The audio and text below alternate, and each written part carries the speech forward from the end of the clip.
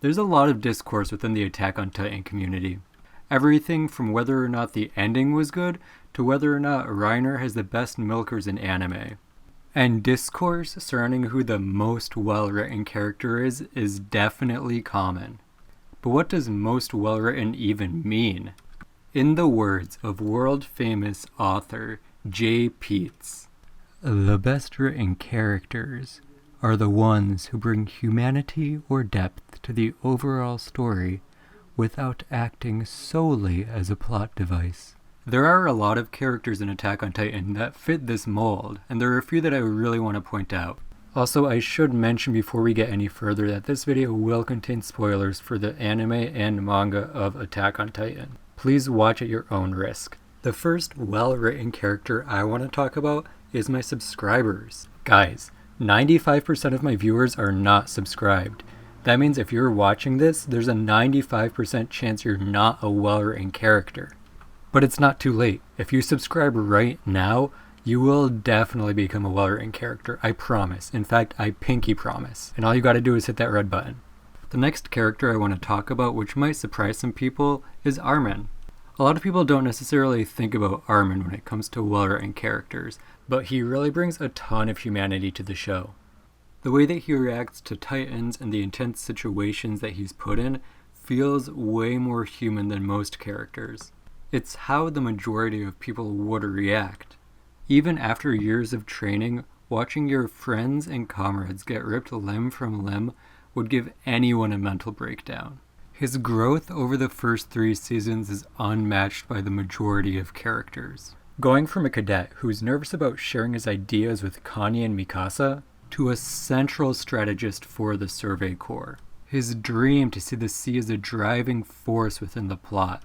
And even though his character is slightly weaker in Season 4 and beyond, I still think he's a strong contender for one of the most well-written characters. There's so much more I could talk about with Armin and his internal emotional struggles, especially in regards to whether or not he was the right choice over Erwin.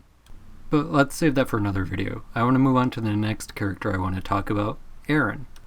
Eren is an interesting case. At the beginning of Season 1, Eren is a fairly one-dimensional character. He's either angry or frustrated, and that's really it. I mean, seriously, I've seen sleep-deprived toddlers that are less whiny than him. But as the seasons go on, this starts to change.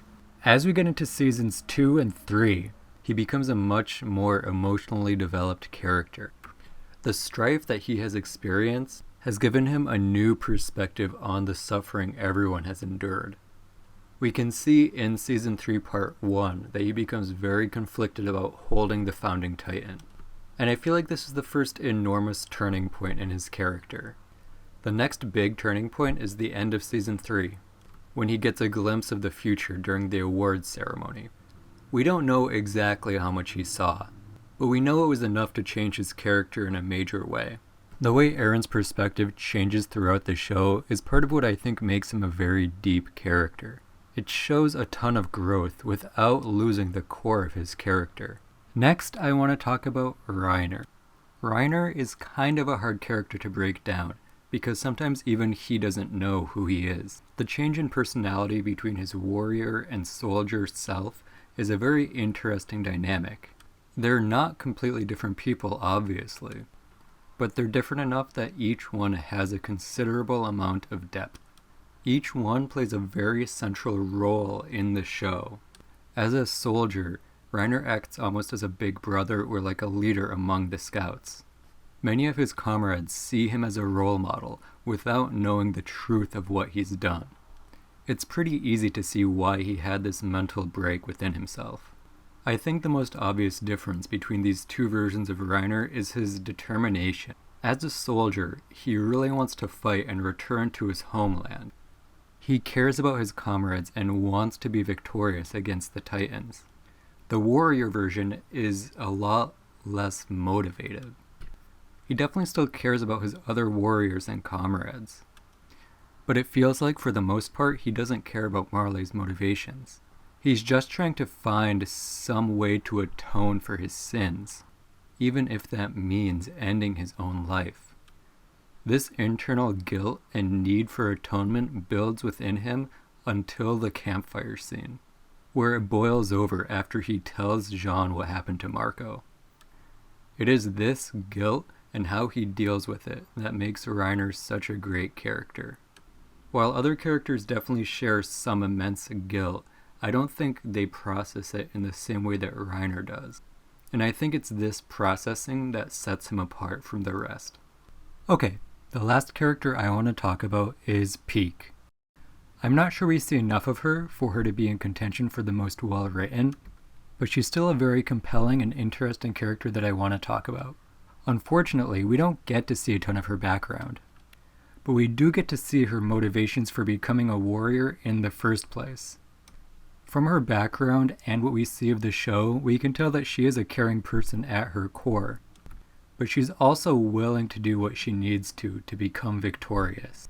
She's very important to the plot the entire time she's there, but she really comes to life during the War for Paradise arc. That arc is where her pragmatic nature really comes to shine, and from that arc on, she becomes an important piece in stopping the rumbling. I really wish we could have gotten more of her backstory because she became such a compelling character in such a short amount of time. So who do I think is the best character in Attack on Titan? There's really only one answer. In my opinion, it is Reiner. I think I already said enough about him in his section. His whole inner dilemma with guilt and his split personalities really creates a unique character, and one that adds a ton of depth to the story as well. While there are a slew of great characters, I don't know if any of them are really quite on the same level as Reiner. And before you start typing in those comments, no, I don't think this one panel in 139 ruined his character.